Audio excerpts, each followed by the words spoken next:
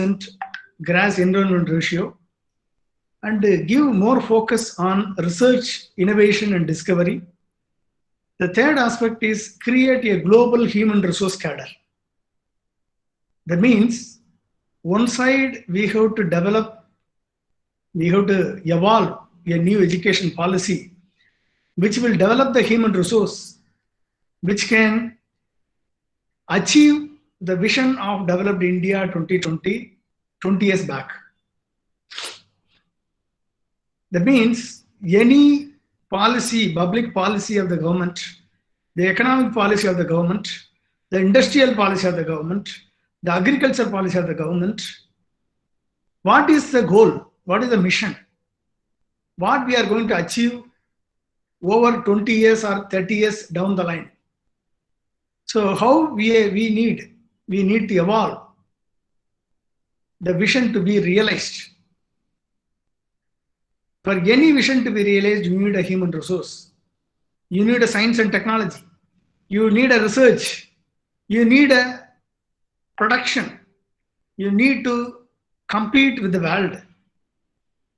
And at the same time, you have to have more foreign exchange revenue by export earnings, thereby increasing the wealth of the nation, the economy of the nation. At the same time, ensure the GDP is equivalent to the National Prosperity Index. The National Prosperity Index is nothing but the prosperity lies only with the few rich people in the country.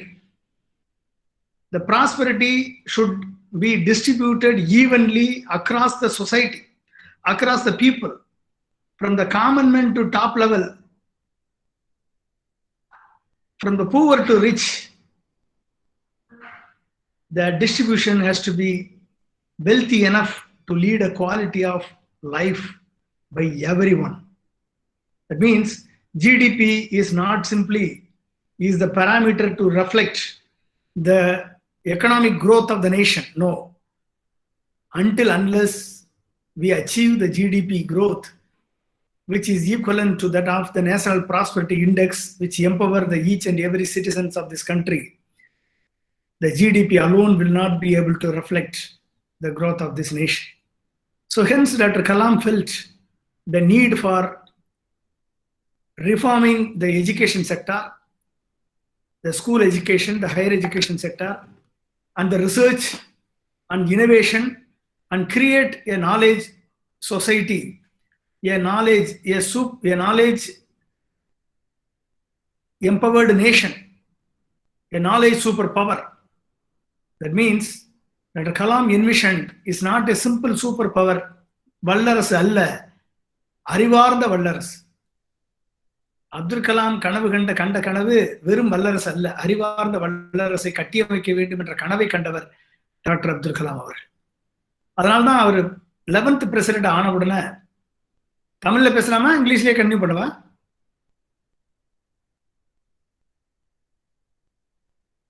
Sir, your convenience, sir. Bilingual பண்ணிக்கலாம், your convenience, sir. Okay, whichever is convenient, I will go ahead. Okay, anyway, I will mix and match so that it is easy. So, 11th president ஆகி முதல் republic டே address அவர் கொடுக்கும் பொழுது 2003ல அப்துல் கலாம் அவர்கள் கொடுத்த அந்த republic டே address வந்து எஜுகேஷனை பற்றி தான்.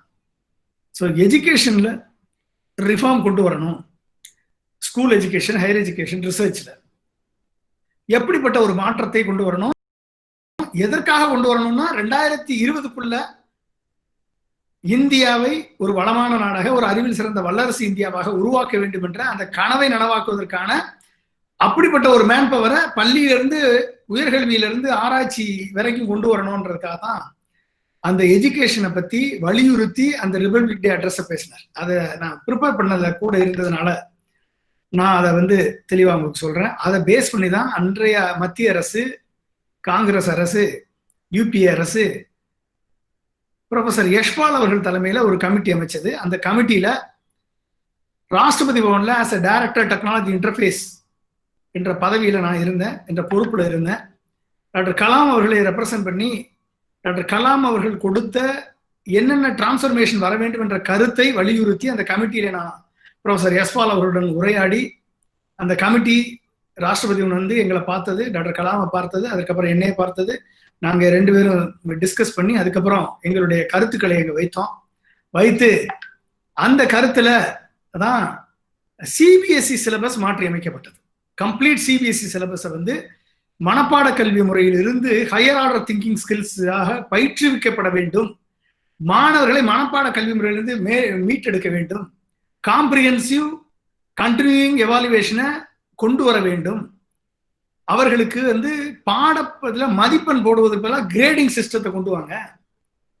அவர்களுக்கு திங்க் பண்ணி ஆன்சர் பண்ணுவதுபடி அவங்களுக்கு சிலபஸையும் மாற்றணும், பேட்டர்னையும் மாற்றணும், டீச்சிங் பேட்டர்னையும் மாற்றணும்னு சொல்லி அன்றைக்கு கொடுத்த ஆலோசனையின்படி தான் ப்ரொஃபசர் யஸ்பால் கமிட்டியினுடைய இம்ப்ளிமெண்டேஷன் தான் சிபிஎஸ்இ சிலபஸை ஒட்டுமொத்தமாக மாற்றி அமைத்தது.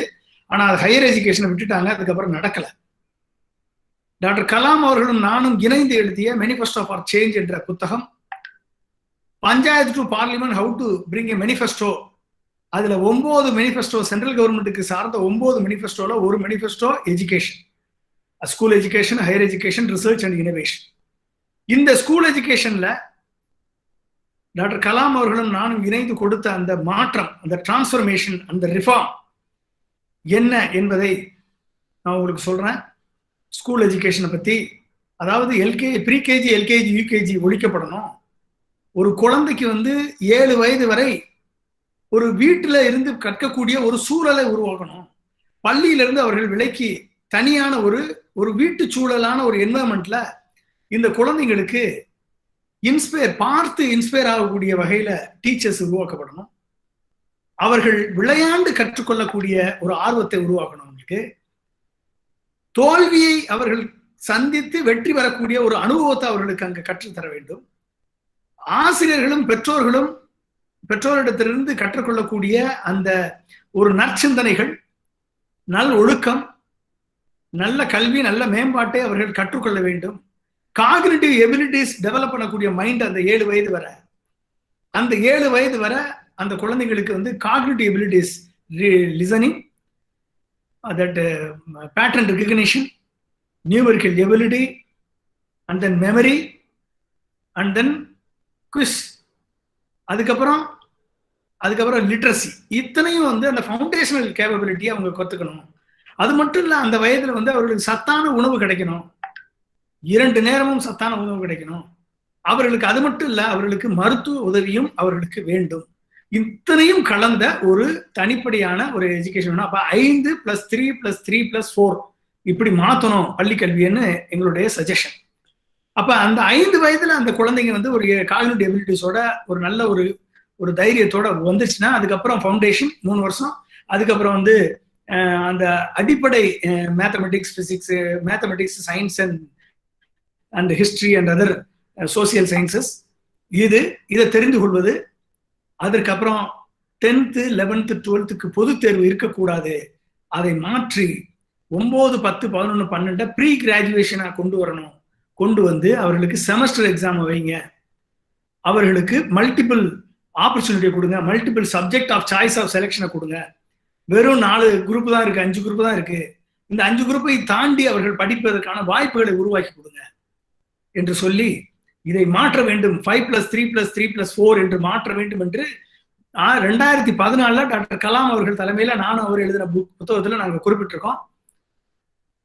அதற்கடுத்து ஹையர் எஜுகேஷன், அதுக்கடுத்து இந்த டிப்ளமோ அண்ட் ஐடிஐ, இந்த 2ஐயுமே வந்து ஒரு 5 வருட 4 வருட படிப்பாக மாற்றி அதுல வந்து குளோபல் ஹியூமன் ரிசோர்ஸ் கேடரை உருவாக்கணும். உலகத்தரம் வாய்ந்த ஸ்கில்ஸ, திறமைய, உலகத்தில் எத்தனை ஸ்கில்ஸ் அவர்களுக்கு வேண்டுமோ அத்தனை ஸ்கில்ஸ்ல திறமை வாய்ந்த நபர்களை குளோபல் ஹியூமன் ரிசோர்ஸ் கேடரை உருவாக்குவதற்கான டிப்ளமோவும் ஐடிஐயும் நீங்க வந்து ரீவாம் பண்ணி நேஷனல் ஸ்கில் டெவலப்மெண்ட் கார்பரேஷனை கொண்டு வந்ததே அப்துல் கலாமுடைய ஸ்கில் குளோபல் ஹியூமன் ரிசோர்ஸ் கேடருடைய ஐடியா படி தான். அதை வந்து சரியா போகல, அதை மாற்றி அமைக்கணும்னு அதுக்கு ஒரு சஜஷன் கொடுத்துருக்கோம்.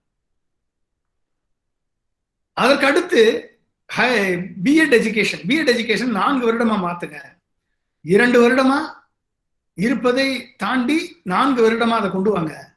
அவர்களுக்கு ஒரு ஆசிரியர் என்பவர் ஒரு பள்ளி ஆசிரியராக இருக்கட்டும், உயர்கல்வி ஆசிரியராக இருக்கட்டும், காலேஜ் எஜுகேஷனாக இருக்கட்டும், இல்லை யூனிவர்சிட்டி எஜுகேஷனாக இருக்கட்டும், ஆசிரியர்களுக்கு ஒரு கண்டினியூஸா அவங்களை எவால்வ் பண்ணுவதற்கு, கண்டினியூஸ் ரிசர்ச் அப்கிரேட் பண்ணுவதற்கு, கண்டினியூஸ் நாலேஜை வந்து அவங்க எம்பவர் பண்ணுவதற்கு, அவர்களுக்கு மாணவர்களுக்கு மேலே அவர்கள் இன்ஃபார்ம்டு ஒரு லீடர்ஸா உருவாவதற்கான ஒரு வழிமுறையை பிஎட் எஜுகேஷன்ல கொண்டு வரணும். அதுக்கு டீட்டெயிலா எழுதியிருக்காங்க.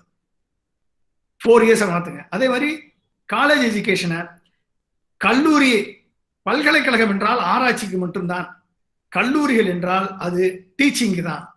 டீச்சிங் பிளஸ் ரிசர்ச் இருக்கலாம். ஆனால் பல்கலைக்கழகம் சென்றால் பிஜி ஜாயின் பண்ணா பிஜியோட பிஹெச்டி முடிச்சுதான் நீங்க வெளியே வர முடியும். இப்ப இருக்கக்கூடிய பல்கலைக்கழகத்துல இருக்க மாதிரி வெறும் பிஜியை மட்டும் முடிச்சுட்டு நீங்க வெளியே வந்துடலாம், பல்கலைக்கழகத்தை படிச்சு வெளியே வந்தாலும் இருக்கக்கூடாது. அது ஆராய்ச்சிக்கான பல்கலைக்கழகம் மாற்றுங்கள். காலேஜஸ் எல்லாத்தையும் நீங்க யூஜி, பிஜி, ஈவன் பிஹெச்டி கூட நீங்க வச்சுக்கலாம் என்று அதற்கான ஒரு மாற்றத்தை கொண்டு வந்தோம். இதெல்லாம் ஆராய்ச்சிக்கு 3%, ரிசர்ச்சுக்கு 3% ஆஃப் த ஜிடிபி அலாட் பண்ணி, அந்த 3% ஆஃப் த ஜிடிபியில் innovation, patent creation, IPR creation, அதை தாண்டி innovation leading to mission oriented research, product oriented research, applied research, இந்த 3க்கும்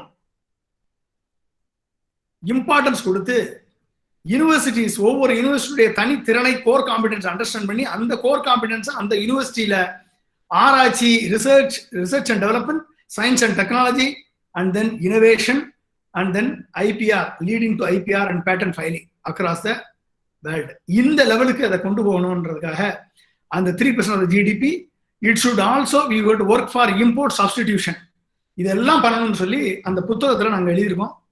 அந்த புத்தகத்தில் இருக்கக்கூடிய முதல் கல்விக் கொள்கை 2018 ரிலீஸ் ஆன உடனே இதுல நாங்க சொன்ன எதுவுமே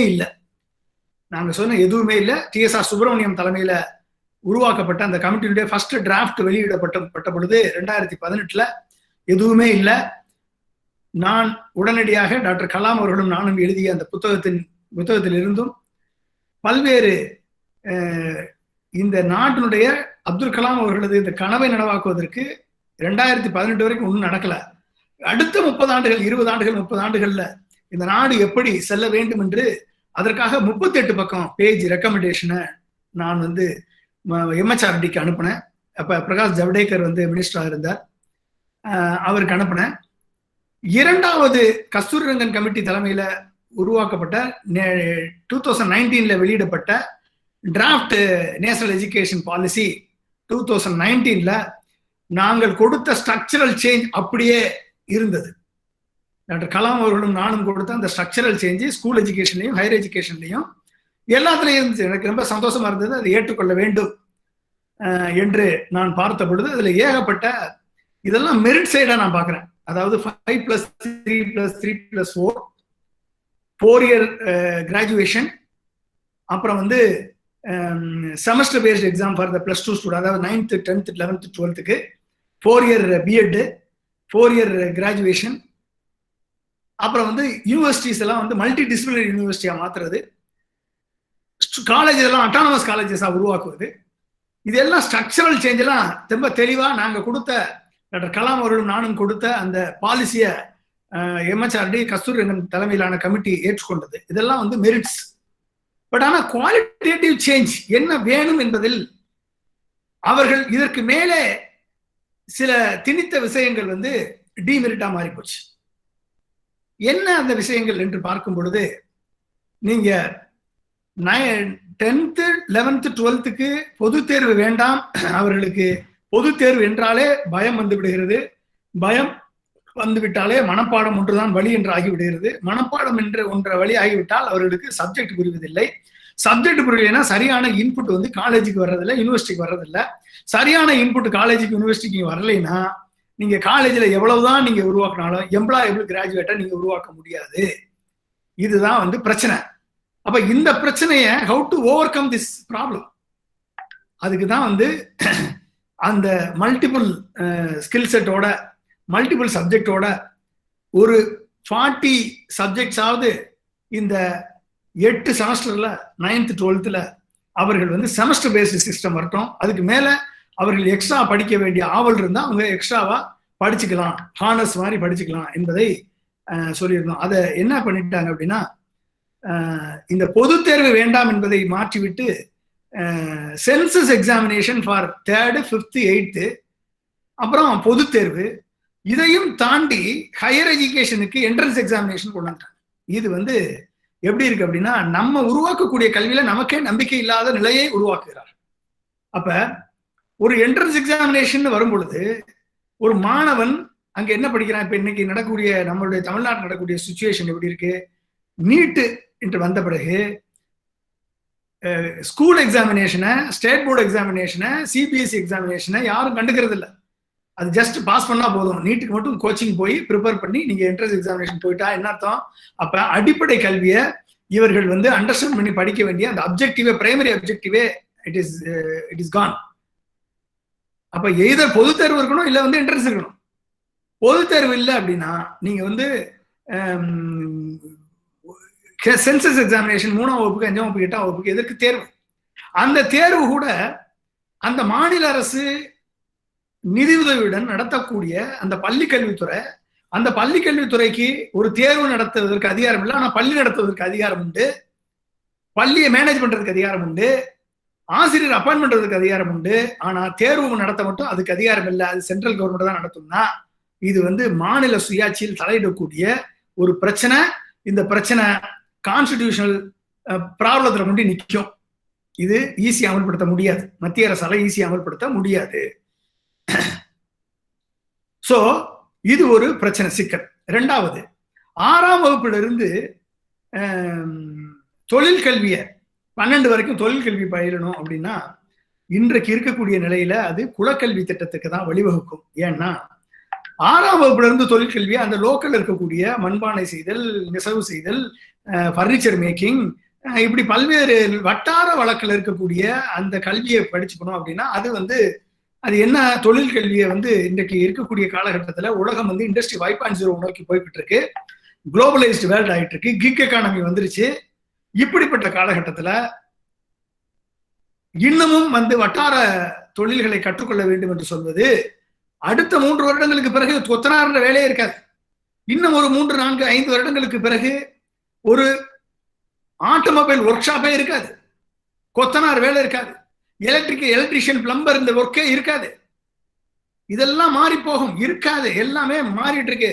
civil engineering complete, the structure to design to manufacture, design to build கம்ப்ளீட்டா சேஞ்ச் ஆயிடுச்சு. 56 மாடி கட்டிடம், 5000 வீடு கொண்ட 56 மாடி கட்டிடத்தை 19 நாள்ல சைனா கட்டி முடிக்குது. 19 days ready to occupy. Technology வந்து சேஞ்ச் ஆயிடுச்சு. ப்ரீ காஸ்டிங்ல இருந்து 3D பிரிண்டிங்ல இருந்து போர்ட்டபிள் கன்ஸ்ட்ரக்ஷன்ல இருந்து மாடுலர் கன்ஸ்ட்ரக்ஷன்ல இருந்து கம்ப்ளீட்டா டெக்னாலஜி சேஞ்சிங், ப்ராசஸ் சேஞ்ச் ஆயிருச்சு, பில்டிங் கான்செப்ட் சேஞ்ச் ஆயிருச்சு. அப்ப கொத்தனான்ற வேலை இருக்காது. 20,000 ஆட்டோமொபைல் கொண்ட ஒரு பார்ட்ஸ் வந்து 2000 பார்ட்ஸ் கொண்ட ஒரு எலக்ட்ரிக்கல் கார் மாறுது. இன்னும் 3 வருஷத்துல வந்துடும் எல்லா இடத்துக்கும். ஆட்டோமொபைல் செக்டார் ஒர்க் ஷாப்பே நீ இல்ல, பிளக் அண்ட் பிளே தான், எல்லாம் சாஃப்ட்வேர் அப்டேஷன் தான், சென்சார் அப்டேஷன் தான், ஒட்டுமொத்தமா மாறுது. கன்ஸ்ட்ரக்ஷன் மாறும் பொழுது இங்க பிளம்பருக்கு வேலையே கிடையாது, எலக்ட்ரீஷியனுக்கு வேலையே கிடையாது. எல்லாம் படித்த என்ஜினியர்கள் தங்களை தாங்களே ஒரு ஸ்மார்ட் என்ஜினியராக மாற்றிக்கொண்டு வேலை பார்க்கக்கூடிய நிலைமை வரும். அப்படிப்பட்ட ஒரு காலகட்டம் போயிட்டு இருக்கும்போது இந்த 6ஆம் வகுப்புல இருந்து 12th வரைக்கும் போறது ஒரு டிமெரிட்டா நான் பாக்குறேன். அடுத்து ஹையர் எஜுகேஷன் செக்டார் வேற உங்களுக்கு கேள்வி இருந்தா நீங்க கேளுங்க, அப்ப நான் அதுக்கு பதில் சொல்றேன். ஏன்னா இது மிகப்பெரிய சப்ஜெக்ட், இது எல்லாத்தையும் கவர் பண்ண முடியாது. So when we look at the higher education sector, higher education செக்டார்ல என்ன achievement 2035 increasing the gross enrolment ratio to 50% by 2035. NEP aims to increase the gross enrollment ratio in the higher education, including the vocational education, from as of now 2018 26.3% to 50% by 2035. 3.5 crore new seats will be added to higher education institutions. This is a target, which is, if you look at 50% target of the higher education enrollment, GER, is achieved by Tamil Nadu government. Whereas the entire India achieved only 26.3% of the GDP. Now you look at why this NEP is not adaptable to every state government, because every state is progressed to a certain level. Some states are progressed, some states are developed, some states are developing, some states are underdeveloped. We have small states, we have union territory, we have big states. If you compare all the big states, Tamil Nadu is first in achieving the higher education gross enrollment ratio, 49%, which is achieved by Tamil Nadu government. Now, from now to another 20 years, Tamil Nadu should aim for achieving more than 75%. It is not only simply a gross enrollment ratio, but Tamil Nadu have a vision. Tamil Nadu should have a vision to economically empowered state, which is comparable to a developed country of the world. Tamil Nadu is no more equivalent to any other state which can be compared. Tamil Nadu should be focused, should invest on research, innovation, and product development, and IPR and patenting on various challenges faced by the country. When the entire world is working to resolve the problems of India on water, energy, environment, industry, rural development, healthcare, and manufacturing, in all these sectors, when the entire world is working to give a solution for Tamil Nadu, Tamil Nadu has the potential to develop its human resource, to give a solution, to give a research-based solution, give a scientific and technology-based solution, to give a product-oriented solution to all these sectors for the entire India, not only in India, but for the world. That means, if you implement a national education policy across India, which is not suitable for a state like Tamil Nadu, for a state like Maharashtra, for a state like Kerala, every state needs an independent education policy. You can have an overall framework, you can have an overall structure, but the syllabus, the framework, the preparing the quality of the manpower, it should be the responsibility of the individual states for that matter. When we look at the holistic multidisciplinary education, this National Education Policy 2020 envisages broad-based multidisciplinary holistic undergraduate education with flexible curriculum, creative combination of subjects, integration of vocational education, and multiple entry and exit points with appropriate certification. This is where the problem. If you have a 4 years graduation education, if you give multiple entry and multiple exit, majority due to the poor economic situation prevailing in this country, due to the poor, the economy of the country has never improved for the last 20 years. Due to that, majority of the students will be forced to exit from the first year, from the second year, from the third year. Majority of the gross enrollment ratio, what is achieved today, will become a dream in next 10 years down the line. Even for Tamil Nadu, it will come down. The GER will come down because everybody wanted to gain salary, get employment. They want to save their family. They are into potential difficulty with respect to domestic, with respect to their own health problem, with respect to their own debt. So many challenges forcing the students to exit in multiple ways, thereby the what Tamil Nadu achieved 50% will drastically come down and will become a national average. That means this national education policy will bring down the gross enrollment ratio rather than achieving the gross enrollment ratio due to this exit class, which is not acceptable, which I feel it is a demerit. Okay. Also, there is one more problem. When we have a diploma education, when we empower the diploma education to, instead of simply creating a diplomates from the polytechnic, from the ITI, manpower from the kind of a low-level technical manpower from the ITA. Instead of strengthening that framework, if you merge technology with graduation, which will also lead to a confusion and economical implication for those who are running the colleges. Today, college is focusing on arts, science, and humanity, and then engineering and pharma. Tomorrow, you may have to need to integrate the technical also into that. And when you teach BA, you have to teach mechanical also. You have to teach electronics and communication also. How do we encounter, how do we give a manpower?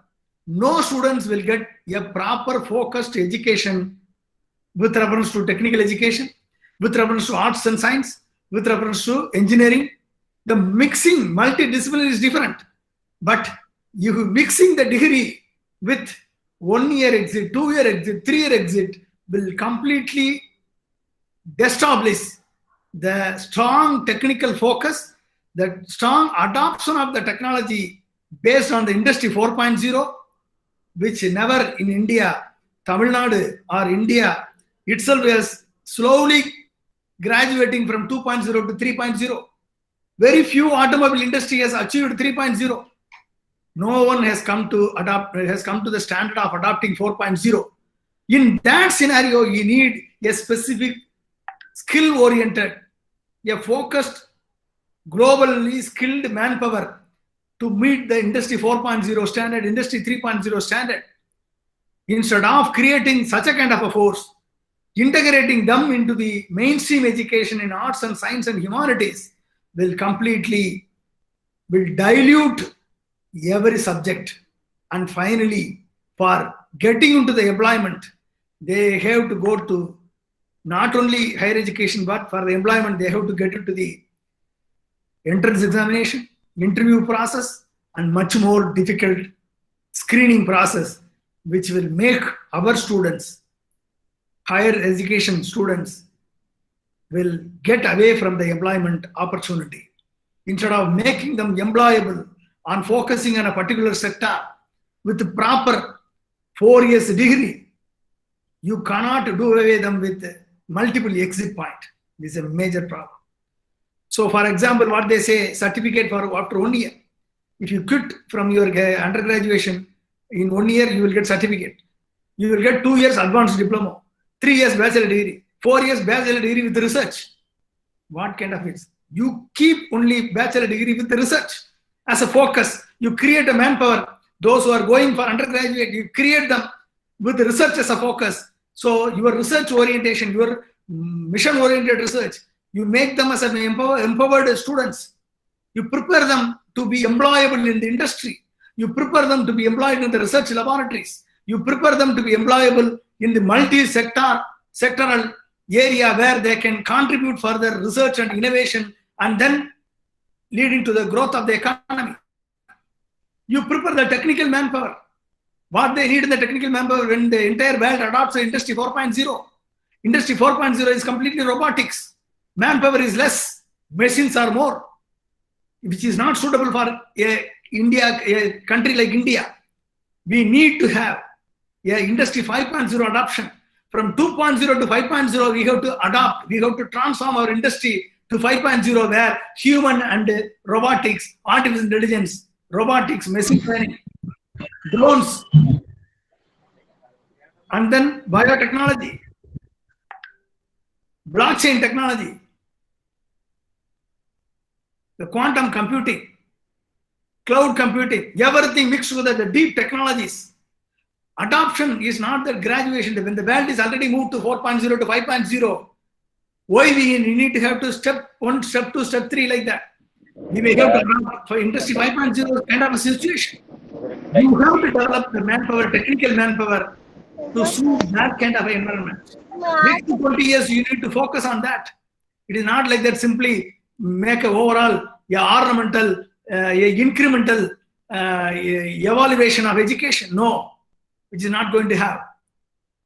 The academic bank of credit is to be established for digitally storing academic credits and from different higher education institutions.